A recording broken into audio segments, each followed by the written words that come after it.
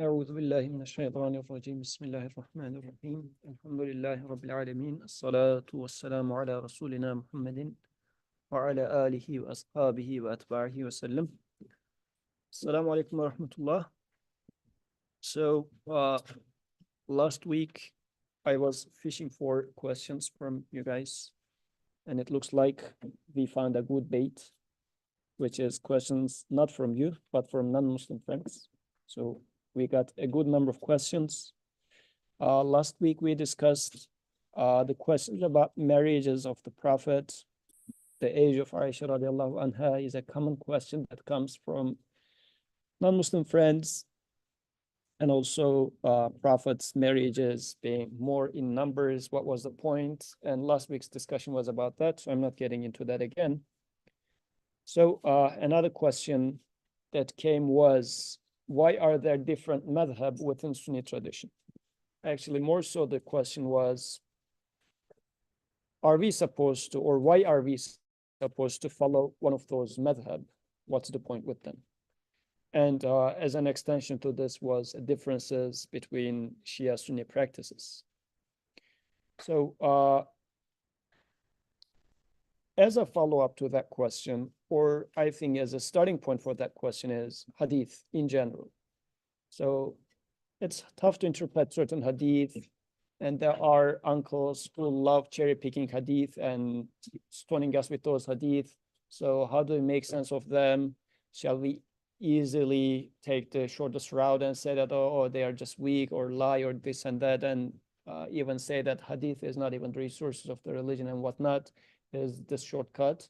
Or what is it? How do we deal with this Hadith? So in today, yes. And I think also the question in there was that, you yourself, like, you want us to follow Islam, but you yourself can't agree on what Islam is. You have like all these different splits. Okay, yes. So different sects, or even within Islam. I mean, there was another question about this when it comes to Quran. Why does Quran have so many different interpretations and whatnot? Eventually, maybe next week or the week after, we can follow that too. But this is a very related set of questions. So inshallah, today I will start from Hadith, then go back to Madhab. Okay.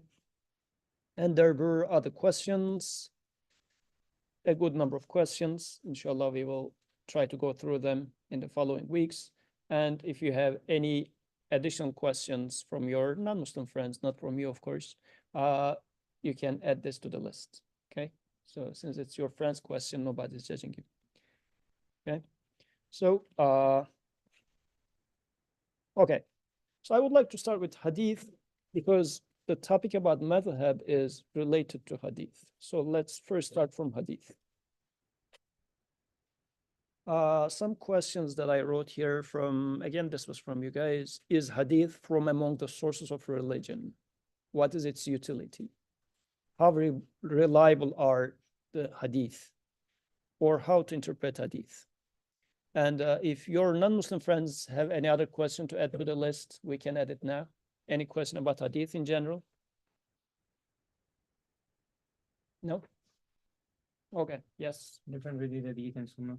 Difference between Hadith and Sunnah. Oh, that's a good question. Let's add that. I mean, this, a non-Muslim wouldn't ask that question. This was your question.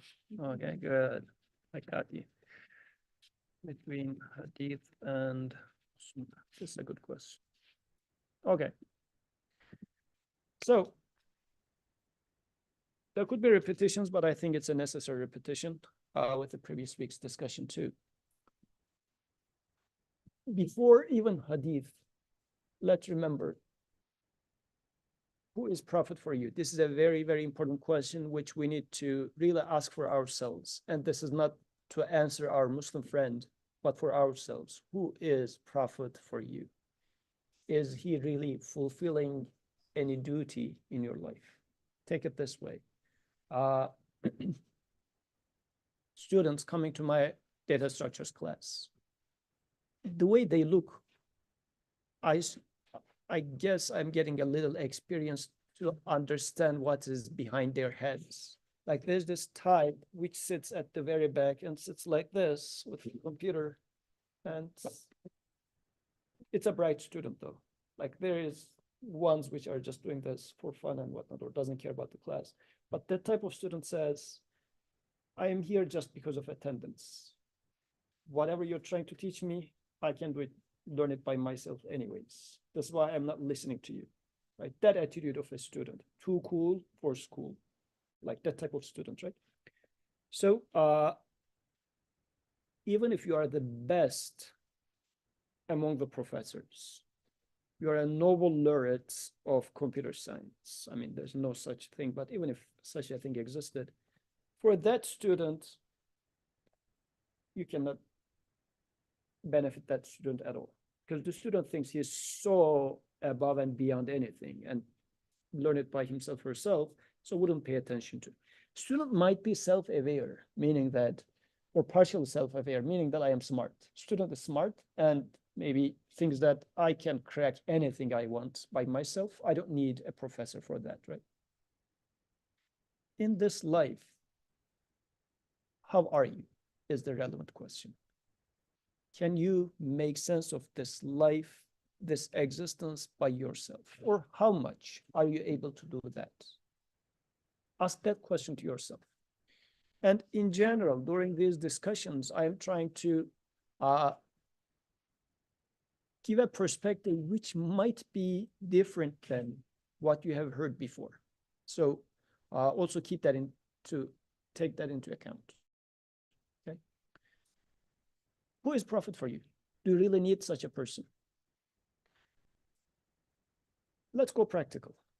Like in life, for example, this is how it happened with our firstborn. Like you have a baby for the first time and baby keeps crying. What's the first thing you do? Call mom. Like, why is she crying? And what to do for a newborn? And then they give you, oh, you should be checking for if like diaper changed, or maybe she is hungry, or check the temperature. These might be common sense, but it's not common sense for you at the moment because it's the first time you're experiencing it. So you need your mom who went through that to teach you what to do with a newborn. And you will, I guarantee you, you will go through that. Like every first-time parent goes through that. Some parents go crazy and take a few books and do reading before the child. And these are even the worst parents because they will take the child like, oh, the temperature is supposed to be like what, 101.2? Well, let's take to the child to emergency. The book says if it's more than 101.1, go to emergency. You get to emergency, and then it's a baby. Anything could happen. They do all sorts of things for the baby. They keep you in that emergency room for 2 days. Then you realize that, well, it was nothing. The baby just needed to take one layer off because you make the baby wear 3 layers, although 1 layer would suffice. You were just going overboard and whatnot. So this happens a lot. I have seen in many new couples. You are in need of calling mom who went through that, so that by experience, you would say that, well, either it's nothing to worry about, or look at this or that, right? We are living a life, and this is how we are made. This is the reason you are calling your mom. You are supposed to learn something, and you are made to not know certain things in this life. Even more so, what we are talking about is not how to feed a baby. The problem we are trying to understand is why we are dying, why we are here in the first place. Like, how do you crack such questions? Why am I here? Why do I have this desire to become successful? And even if I reach success and become filthy rich, I'm going to get into the grave without a single penny. What's the point of the whole thing? Why? Like, I have the desire to be successful, yet I'm going to leave every success behind. What's the point? Just the joy of the moment itself? But the moment will die at some point too. Like, it doesn't make any sense. How do you tackle with those questions, not only intellectually, because answering those questions, even if it was just a matter of intellectual, what does it, how do they practically change your life? This is why I am in need of someone who went through that education from my creator, and who now is going to teach this to me in a relatable way. This is why there is a distinction between revelation and the living revelation. Prophet is the living revelation. This is a huge difference. This is why, inshallah, if we study the other question about why Quran could be interpreted in various different ways, because there's a distinction between revelation and the revelation in, if you like, flesh and bones, which is the prophet. How do you live revelation? How do you make sense of revelation, not only intellectually, but in your relationship with your mom or with your wife or with your brother? If I give you the mathematical formula of happiness with your spouse, how much would that make sense? But if you see me, how I am treating my wife, how she treats me, that would be a huge impact in your life, rather than me writing a book about path to happiness in marriage. Just come to our house, sit with us for a dinner. You would learn much more than reading my book about marriage. Because now you are sensing the air, you are seeing the dynamics, how we are dealing with each other. Then this is why Sahaba is so different. They breathe that environment. They were seeing Prophet dealing with a person who comes to the masjid, like a Bedouin, and urinating into the masjid. How did Prophet deal with such a person? So once you see the mercy, the compassion of the Prophet, how he dealt with that person, it means much more than simply reading something. So this is why Prophet has been the person who interpreted the revelation for us with his life. This is why that life is so precious. Okay?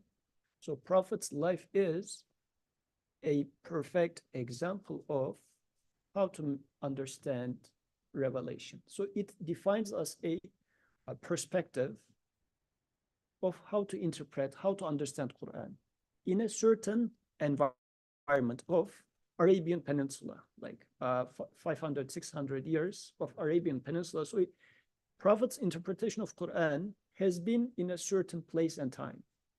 But he gave us an example of, in such and such circumstances, how you would interpret these verses, how you would live by with those verses. Okay, Prophet didn't write a interpretation of Quran. He didn't write a tafsir as we know about them today, but his life was the tafsir that was written then.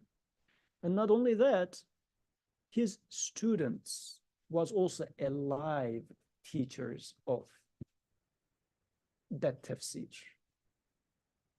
So this is why Prophet says, "Ulama'u ummati ka'anbiya'i bani Israel."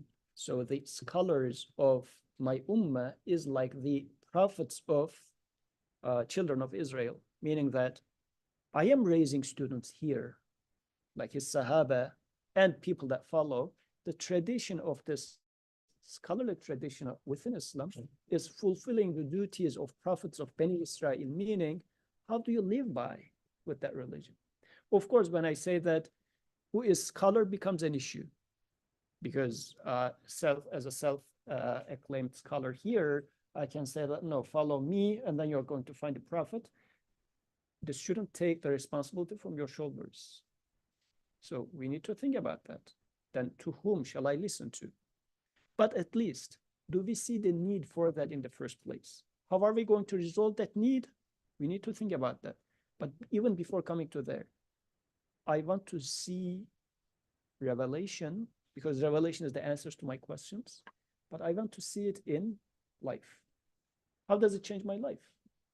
Like after this discussion, you will go and start doing your homeworks, and you're already stressed about it and whatnot. How does Quran solve your stress problem with your assignments?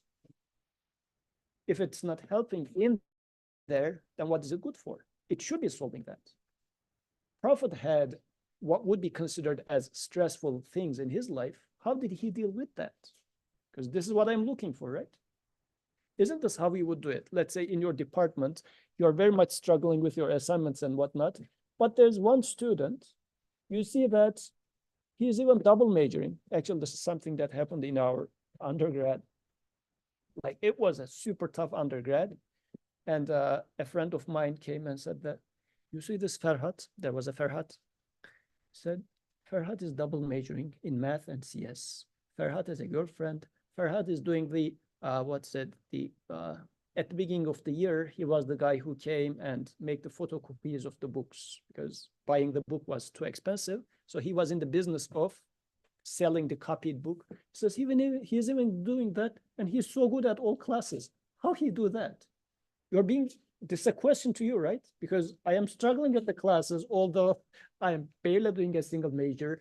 I don't have a girlfriend. I don't do the business, yet my classes sucks. What do? You go and ask Farhat, how do you achieve this, man? Like, teach me. I want to succeed in class.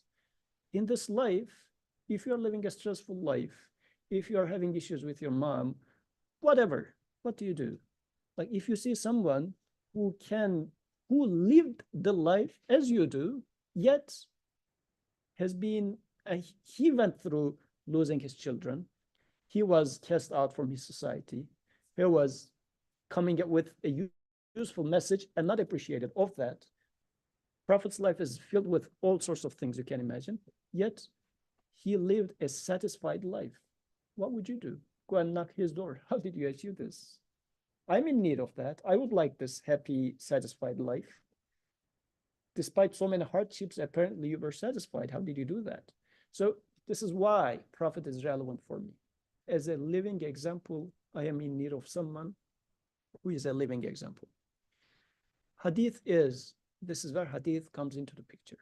Because as Prophet was living this life, people were very carefully observing him. This was part of last week's discussion, right? We said Sahaba was observing his life outside of the house, and we are also we are in need of witnesses from his family life too. This is why one of the wisdoms that he married multiple wives, because every wife, if you like, is a camera and looking at Prophet's life from a different angle. A scholar was saying this, the camera analogy, this is why I liked it so much. Like Anas ibn Malik, a Sahabi, his mom brings Anas to Prophet and says he should stay with you for your service, either at age 6 or 10. And in certain stories, they say, oh, he was the servant of the Prophet. Like, what sort of a service would you expect from a 6-year-old, 10-year-old? He was simply a camera of the Prophet since this early age, and Prophet accepted him, and he kept him within his household. Anas ibn Malik had been in his household. And even when they were going to the battle, Prophet said people below a certain age should not come. But he took Anas to the battlefield too, not for war, just to observe. Sahabi were the cameras observing Prophet's life. And then as Islam started spreading, these core people had been spreading prophetic life. Because people would come to Medina and say that, like, okay, this message looks very beautiful, but how about it? How do we live by that? That's why at the time of Umar radiallahu anh, he said, no, he didn't accept any more dwellings in Medina. Like, people wanted to come and live in Medina so much. But he said, well, the city is not going to handle this. So come visit and go. People were appreciating this. Like, this society is so, even today, if you go to Medina, Medina is a very unique city, really. It's so a peaceful city still today. Back then, it must have been such that people wanted to migrate to there. And Umar radiallahu anh says, no more, because the city cannot handle this. So people wanted to, if you like, be in that environment and become part of that society. Isn't this how it is? Sometimes you see a certain society and you say, oh, let's move to this neighborhood. This looks like a happy neighborhood, and I would like to raise my child in this neighborhood, we say, right? So this is why Prophet's life was observed with all those careful cameras, multiple cameras, and those cameras propagated that message through centuries. Even writing of Hadith started at the time of Prophet as well. Like, those canonical books are compiled at 170, 180, up to 200 years, 250 years. But these are not the first time those hadith are appearing. So the writing of hadith started in Medina at the time of Prophet. So those narrations are not, because some people say that, oh, it's written 250. How do we know that they are real and whatnot? So this is a, I would say, a doubt that's being cast by those who have other agenda. Otherwise, the prophetic teaching has been written down. But there's one point. As I was mentioning last week, let's say we have this conversation here. And after this conversation, somebody comes and asks Dua, what did you guys discuss? And Dua says, maybe from among her notes, quotes one paragraph. Out of 1 hour's discussion, she takes one paragraph. And then Qadir, a different camera, brings up another sentence. Maybe it also attracted your attention, but with a few words change, you narrate the same thing, right?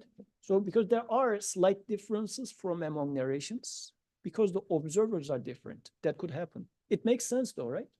Observers are different. Everybody would narrate what attracts their attention the most. So this is what we should be careful when reading different narrations of the same event. This goes into the details of how to study hadith, okay? So such differences are expected to happen, that's fine, because people's perspectives are different. That's understandable. The reader should take this into account, saying that, oh, this is what Qadir said, this is what Shahriyar said, and from narrations, actually, you start developing the sense of what Shahriyar's mindset was like, what Qadir is like. And the hadith literature is really crazy in this sense that they have biographies of those narrators. Like those scholars put really a lot of effort to hand over that prophetic life to us. May Allah be pleased with them. They did a very good amount of effort put in the hadith narration, hadith tradition. Even it became like a scholarship, like in the later stages, right after Prophet's death, that they developed this sense of chain and reliability of a chain. Like in terms of our scientific progress, like the history that we talk about today is not as strong. They developed a sense of what is considered strong, what is considered weak. Like we are talking about people who have never seen Abu Huraira, but they know life of Abu Huraira because a biography of Abu Huraira exists. Like they developed more than 2,000 narrators, biographies exist like that. But they say, oh, these are important people. We get to know who he was like, what could have been his perspective, so that when we read his narration, we will interpret it from that lens. Okay? There might be a person who is more emotional, another person who is more technical, right? Then you will take this into account. This is another thing when we take hadith. But even more so, the most important thing, of course, first of all, is do you see the need for learning from Prophet's life? Like even Prophet was here today in this room. How would you approach him? Like, would you really say that, sit before him and say that, Ya Rasulullah, I'm having a lot of struggles in my classes or with my mom or with, I don't know, how am I going to get married? These are the biggest problems in my life. What do I do? What would you expect? Would you expect an answer from Prophet today? Or would you go and Google it? Or would you say that, oh, Prophet is a religious guy? I mean, how would he know how to deal with stress? I would go to the psychiatrist for stress. When it comes to Prophet, I will ask how to take wudu from the Prophet. Come on. If this is my approach today, I mean, forget about hadith or anything. Even Prophet lived today, you wouldn't benefit from him today anyways, right? Your obstacle is not about hadith. Your obstacle is about who Prophet is for you. Do you see Prophet as, or in general religion, as it affects all aspects of your life? Do you really think that revelation and prophetic teaching is going to heal your problem with your mom? Is the prophetic suggestion going to ease or remove your worries about your marriage? If you don't think then if Prophet was here, you wouldn't benefit from him anyways. Again, you are at the back of the classroom, this cool student who says that the guy doesn't know what he's talking about. Right? So this is why, who is Prophet for me? And this is why belief in prophethood is one of the pillars of Iman. It's not, don't take it light. Like pillars of Iman is not like the visa document that you need to submit just to get all you care is getting the visa, right? And they say, oh, you need to buy $100,000 worth of insurance. You say, well, whatever, how much is it? 500. Okay, pay $500 because I want to get the visa. You don't really care about where you get the insurance from, what it is good for, or even like when I was taking it, if I bump into some problem in America, I wouldn't even call for the insurance. All I care is getting visa. Like I don't care what, I'm interested in getting this paper. Iman shouldn't be like this. Like, I want to get into paradise. Believe in Prophet? Yeah, of course I believe in. What else? Afterlife? Yeah, I believe in afterlife. Just put a check mark. That's not the point. If something is a pillar of Iman, that means it is going to give you the security that you're looking for. Iman means security, by the way. Like I'm not playing with the words. If you are insecure about your future jobs, success, marriage life, your family relationships, insecurity there, Iman fixes that insecurity, but nothing else. Hence, I am in need of prophetic teaching should be filling that gap. Okay? So, therefore, yes, Hadith is among the sources of religion. Because Prophet is source of religion.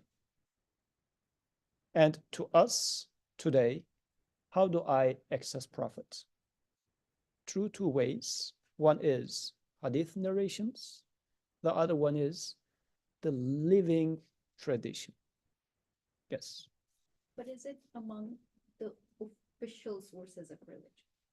Who defines official? Because like if I say yes, Turkish what authority of religion says it's officially part of religion, would you accept that? No. Okay, go ahead. no, so it's like the Prophet brought to us a few things, or not a few things, two things, the Quran and the Sunnah, right? Okay. And in his life, he asked for the Quran to be written down officially, right? And the Sunnah was brought forth. So, like the change of the Qibla or namaz, he practiced it with his followers, right? So there is no like debate amongst that Sunnah because it was sort of like, I don't know how to like say it, but like he basically like taught it, right? But Hadith is different because the Prophet didn't ask for the Hadith to be written down. He isn't saying, oh, write this, or I am officially saying this. This is him talking to people. People are coming to him with a problem and he says something, or he's just talking generally in his life, whatever. And yes, while that is important, it is, I don't believe it is an official source of religion because it is people being like, oh, I heard the Prophet say this. Okay. Or I heard the Prophet say that, which is valuable, of course, but it's like, that ayah that was like, religion has been completed. I don't think Hadith is needed to complete religion. So that also means Prophet's life is not needed to complete the religion, isn't it? Like take it this way. If Prophet lived, what would be different if Revelation came to the top of a mountain as a book written in there? Because Prophet said, write it. Well, it could have been that Prophet didn't say write it, and just God reveals the book as it is on paper written, and then says, dua, just you receive a call. Morpheus calls you and says, go and, well, you don't know that movie. Anyways, so go to top of such and such mountain. We left a book in there and you're good to go. This is what it means. Like seeing the Prophet as a postman. This simply boils down to that. And postman of the text itself. And his life becomes irrelevant in this case. This is where we will, inshallah, in one of the next upcoming sessions, we should talk why Quran could be interpreted in various ways. Quran could be interpreted in various ways. That's right. But what would be a proper framework of interpreting it? is what I learned from the Prophet. This is why his life is so valuable. And let's make the distinction between Sunnah and Hadith, since you mentioned it. It's an important point. So Sunnah is, like Hadith is, it's a technical word. Hadith is an event is happening and it's being narrated in words. But Sunnah is, what is the mindset of Prophet to demonstrate what is observed? Okay, so like it's, let's say Prophet drank water in a certain way, or Prophet ate and started it with Bismillah. Okay, so you observe that, like a Sahabi observes the Prophet before starting eating, he says Bismillah. So it is a hadith. You can say that this is a hadith. Somebody is observing and narrating us that whenever Prophet started, he started by saying Bismillah. The Sunnah part is, what sort of a mindset is that? What does it mean to say that in the name of God before I start eating? Because just like a parrot, I can start, before starting anything, I say Bismillah, Bismillah, okay? And I make a robot whose job is to, sorry about that, Kadish. Okay, I should have done it with this one. I got it. Okay. Okay. So I make a robot, okay? And my robot is just lifting it up. Bismillah, Bismillah, right? Is this robot applying Sunnah? The robot is just uttering letters or making a sound, okay? Sunnah is, what does Bismillah means, in the name of God, means when you're starting something. Entering into this mindset is Sunnah.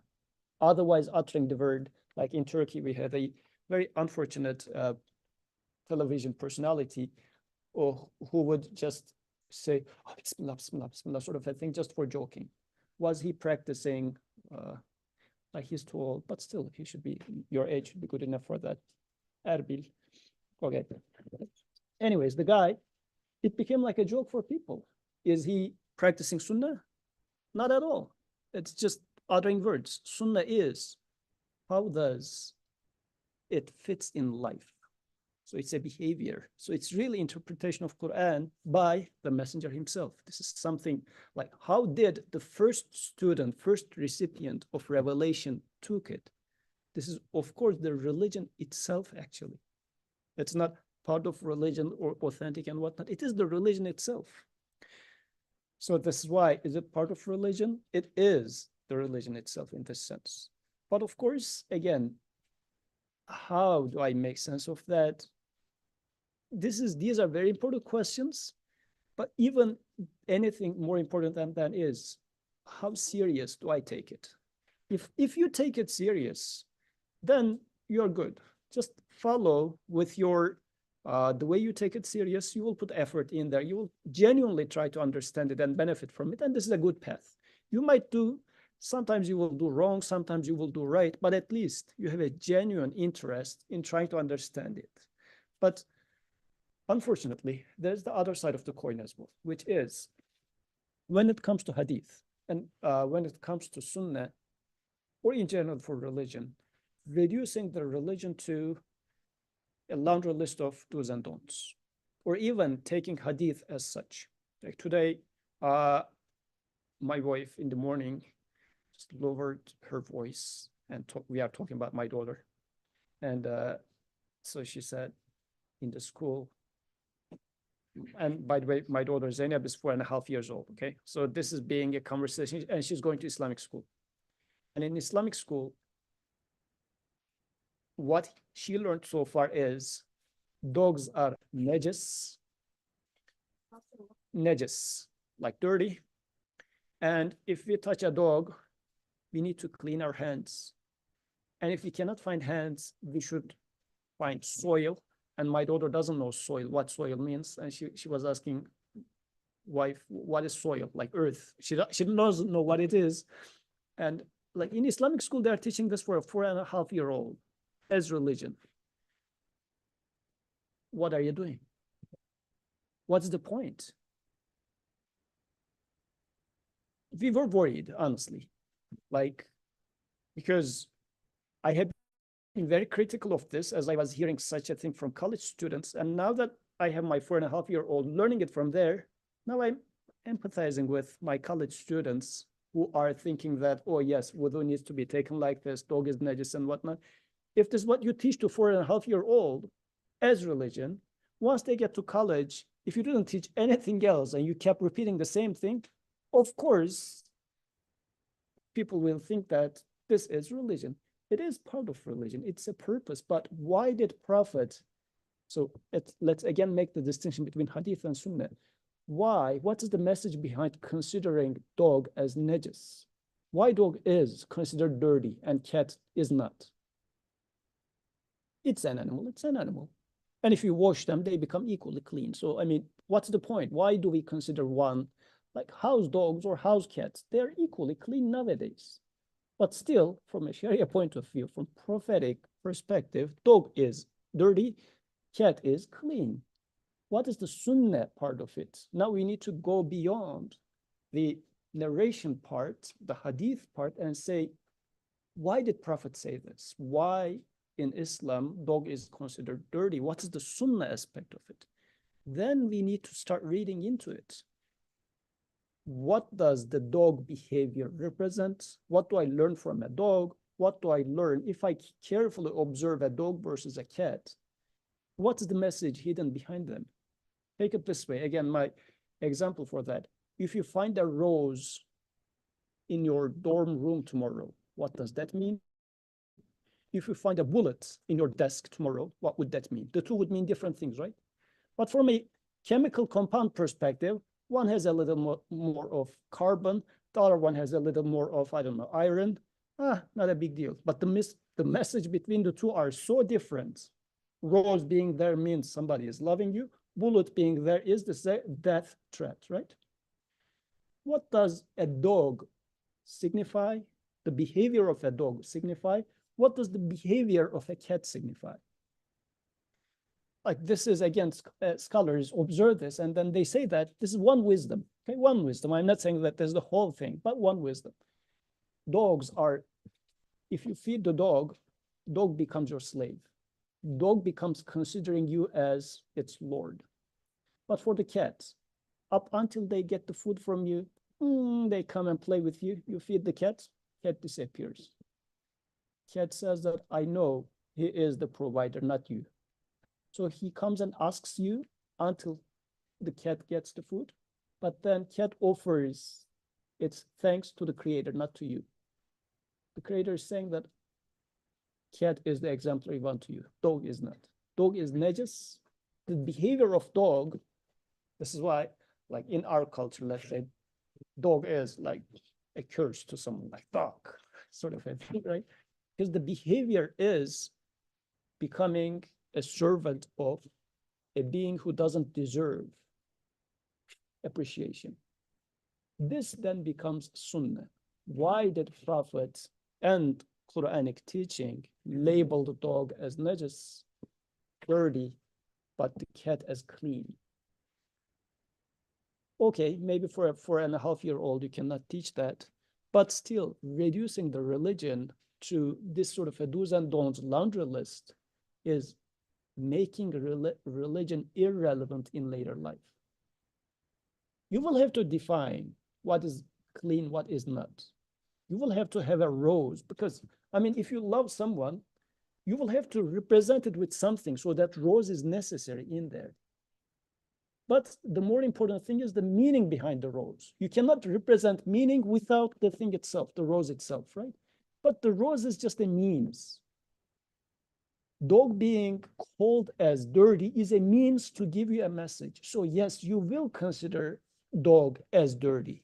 It is a necessary thing. Do's and don'ts of religion are necessary, but they are there to carry a message. If you empty the message from within, what is left behind? It is just motion. Same thing applies to prophet, prayer, let's say. People say, oh, prophet is, of course, there is a group of people who says, oh, revelation is enough for us, Quran is enough for us. And then another group who's countering this says that, well, if Prophet was not there, how would you know how to pray? We learned the motions of prayer from prophets. Such a dumb answer, I would say. If Prophet is there as an aerobic teacher for you, come on, right? Then God could have revealed a book with pictures. This is how you would pray, right? If this is really the need, come on. So yes, prayer has to have motion in it. What do I mean by motion? When you see your mother after a term, you go home, what do? You go and hug your mom. This physical demonstration is just, this is how you demonstrate a meaning, which is I love you, right? Going to prostration in sajda is a demonstration of a certain message, a meaning that you have, meaning that I am realizing that I am nothing before you. I am in need of you from beginning to end, and I am prostrating before you. I am zero before you. I am lowering myself. I'm realizing that this is truly who I am. And physically, I am demonstrating that. But if I devoid the motion from the message, then it simply becomes sports aerobics, right? I mean, we used to have people like this saying that, oh, Tarawih is good actually. And this is something that I truly heard from someone.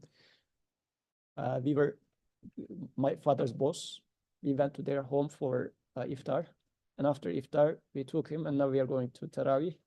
And this is post-Tarawih comments. Says Tarawih is good. Like we are eating a lot during iftar. And now this is the time to just burn it a little bit, you know? So this is what it becomes. This is why hadith is important. Sunnah is important, meaning the message behind those hadith is important. And religion, yes, religion would have all those do's and don'ts and whatnot, but they represent a certain thing. You cannot convey a message without the medium. Like you cannot say, throw away the book. Like without paper and ink, how do you represent the message? Paper and ink is necessary, but there is much, much more than paper and ink in this book, which is the meaning. But it happens that Quran is reduced to us to simply a ink and paper.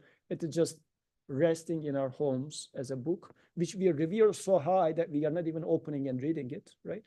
How useful is that? But if I say, oh yeah, after I learned that Quran's meaning is more important, and then I say, oh, I don't need to show respect to the book, and I throw it to the trash, okay, now book is gone altogether. How am I going to access the meaning now?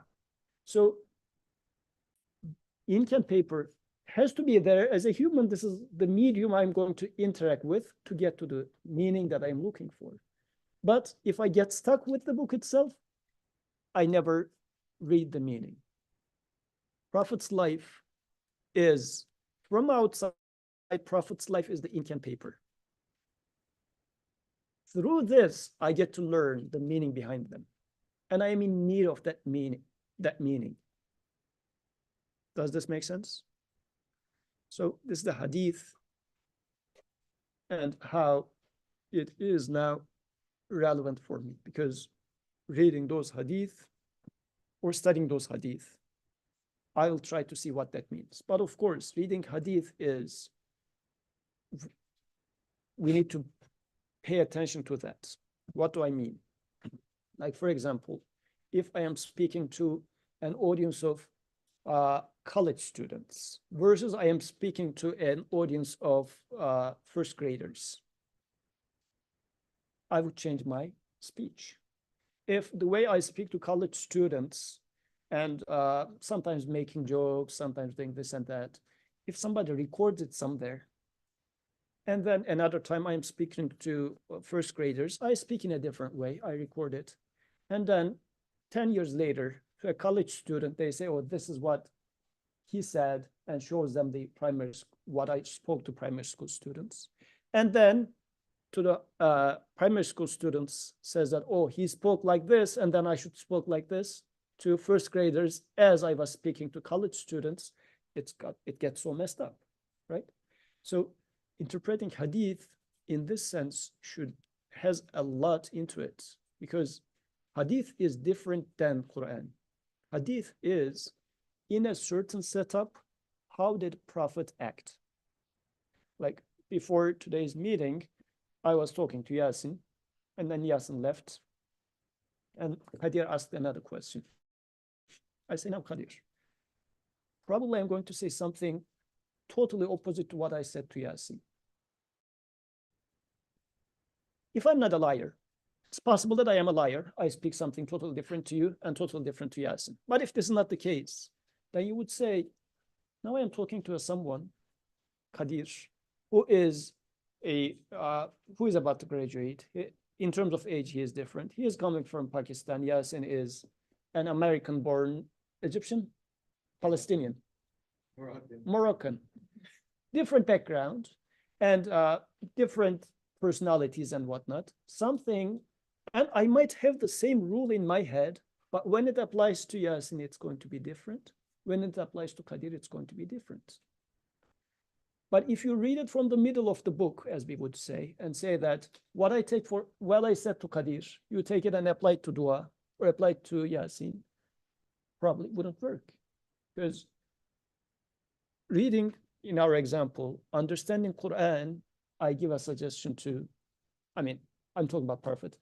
Living Quran, giving a suggestion to Kadir. According to Kadir's case, giving a suggestion to Yasin, according to Yasin's case. This is something to consider when reading Hadith. And also considering that this is happening in a certain time frame. What was their concerns at that time, at this Bedouin mindset, that society? What did that mean? But the way he interpreted Quran, the thing to pay attention to is how did he derive that behavior from this revelation? Revelation is the same, but the circumstances are different in my case. So I will take the revelation, apply it to my circumstances, using the same pattern of interpretation. This is what I'm supposed to learn. This is the sunnah that I'm supposed to learn. It needs effort. Of course it needs effort. But, come on, you guys are putting effort and money to get your degrees. How much money? 60,000, Drexel is asking from you? Or with dorm. And if you're getting some, I don't know, financial help and whatnot, 30,000, 20,000. You're putting a lot of money to that school. You're putting your time to that school. 5 years of life is invested in the school. But in order to get to school, you already studied how many? 11, 12 years? 17 years you would be studying just to get a nonsense degree.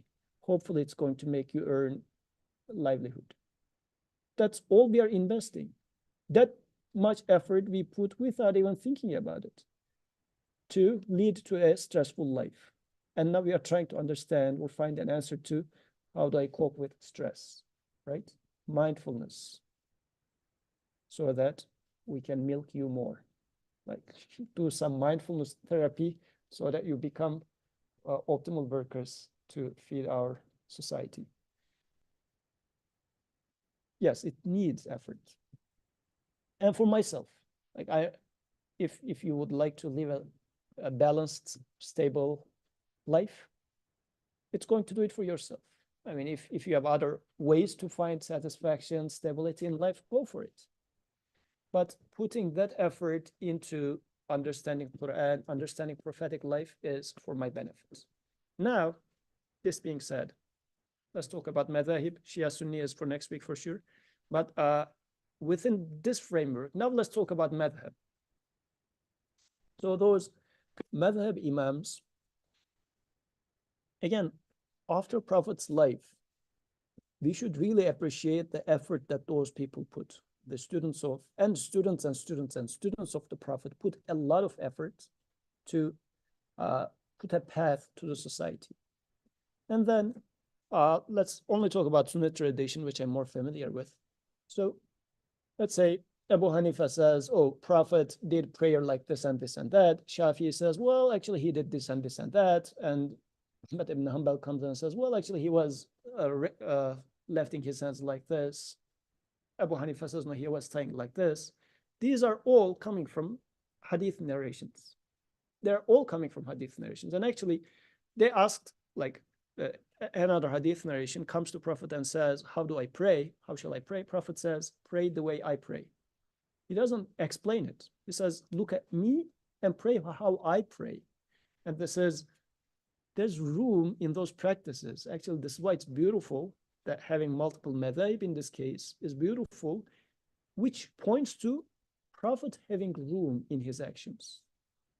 But it's not like totally shapeless. There is a shape of prayer, but sometimes he prayed like this, sometimes he prayed like that. But there are certain other ways that he did not pray, but he said, pray the way I pray. This is a very important thing in general, because in today's society, who do you take as your, I will use the word role model, but it's such a sick word. Who is what you're looking up to in today's society? Who do you want to be like in today's society? And if it is that, a brand came up with a new design, if this is what is exciting you, because I want to appear like I'm not watching them, but once I'm going to give my old example from New York airport. What was the guy's name? No. Pirates of Caribbean. Johnny Depp. Johnny Depp. Okay. So Johnny Depp in New York airport, like it was this, I mean, looking at an advertisement from that lens was interesting for me. I mean, New York airport, there was this ad where Johnny Depp is putting to the guitar like this with his beard, clothes and whatnot. And it's a perfume, Savage or something like this. Dior, yeah, Dior thing. So why would they advertise a perfume with a guy who is hitting guitar in a very cool desert environment, and then there's wind and whatnot? Would you like to feel like him? Like he feels like, I mean, he is famous and he is so up in the air. Apparently he is enjoying by hitting. And if you put that perfume, you're going to be like him. If this is, and it's just a chemical formula. What you're paying for that chemical formula is really that brand. This is what you're paying for. You're paying to become what they try to depict as what you will become. If this is what I admire, yes, this is what I'm trying to be like. Who is it that I'm trying to be like in this life? Like, and this is a worldview, really. That satisfaction, if it is true, yes, I would like to just be perfectly fine at some point, right? Well, I doubt if the guy is super happy when he is doing that motion. This is what we are looking for. But you will buy that Dior thing and just shower with it, and you will feel that, well, it's not clicking in yet. Maybe I need to put more profits. Or do I see Prophet as such a valuable person in my life? If I am, then I'll ask for something to come from him. Madhabs did this. They said that, okay, Prophet was demonstrating prayer, and Prophet is saying that follow me and learn how to do it from me. In today's society, we are opting in for following Johnny Depp's, or we are opting in to follow scientists. In our conversation, even about religion, we say, oh, it's even scientifically proven that pig is this and that, right? We are finding it too hard to say that Prophet said, or since we started the conversation about dog, oh, it's scientifically proven that dogs are dirty, cats are clean, this is why Islam is, blah, blah, blah. We are finding it hard to say that Prophet said no. Prophet said dog is dirty. This is why I am accepting dog is dirty. Why? Because within the society, who is the clergy of today's society? Unquestionable clergy. Like back in the day, in the Middle Ages of Europe, Christian church was unquestionable truth. Who is the unquestionable truth today? Scientists. if you say anything against them, like you would be old school, old-minded, right? You wouldn't like others to question your integrity. Of course, science is true. You have to stand like this, right? In this today's society. Where is Prophet? Following Prophet, so old-minded, so old school. Come on, like 14 centuries ago, a person who doesn't even reading and writing, you're following that? Come on. Prophet is saying that do the way I do it. Do you really, can you admit to that from within? Can you accept swallowing this? It is hard to swallow. Following Prophet is hard to swallow if you really think about it. Because we are really that kid sitting in the back of the class and I said, I know better than the professor. Every term I have such students in my data structures class who is student by their behavior. I know that the student thinks he knows better than I do. He is a second year computer science student. Look, dude, I am doing this thing for 15, 20 years. Like, first, accept that you have to learn. Eventually, yeah, maybe you're going to become better than I am.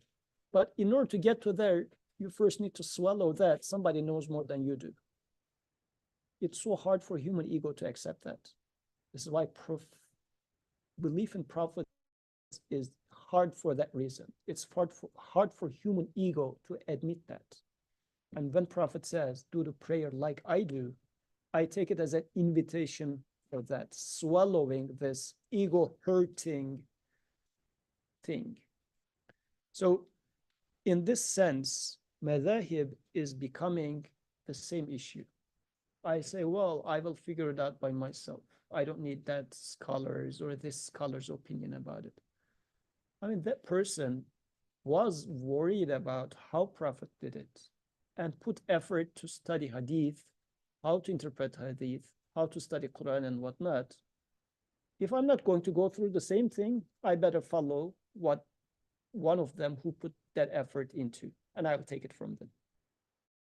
Door is open to you for sure. If you would like to study the whole thing for yourself, try to understand, because we are so much in a naturalistic worldview that without changing this mindset, it's too hard for us to understand. Like, what do I mean by that? Most of you guys here are engineers, right? What happens if I take you and put you into art school? Like, my wife is an artist and she does calligraphy and I do the frames. You know, the wooden part is on me, the engineer guy. And whenever somebody comes to our house and looks at the artwork, I say, how about the frames? Like, that's the level. Like, I mean, in a wood, how much of an art you can put in a frame, just 4 pieces of wood together? She's laughing at me, of course, rightfully. Without me changing my mindset and trying to understand the minute feelings of an artist, that's as best as I get close to an artist, just making a frame to the art inside. So we are living in a society where everything is measured by material. And we are talking about a person, a prophet, who has been, like, by material, I mean, in our book analogy, everything is about counting the letters and the quality of the ink. Such a perspective could say nothing about the meaning of a book, right?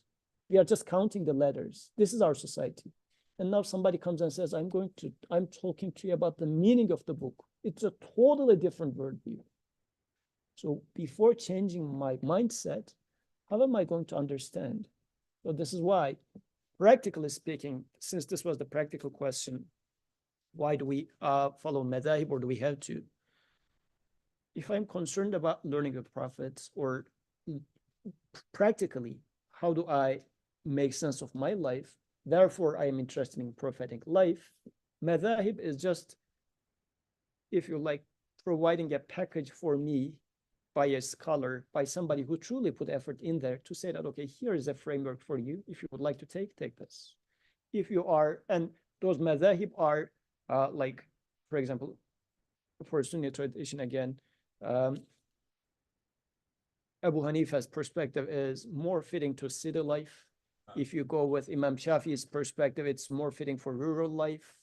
Because prophets demonstrated different ways of practicing, and people who are more in a city life environment could more easily follow Abu Hanifa's perspective.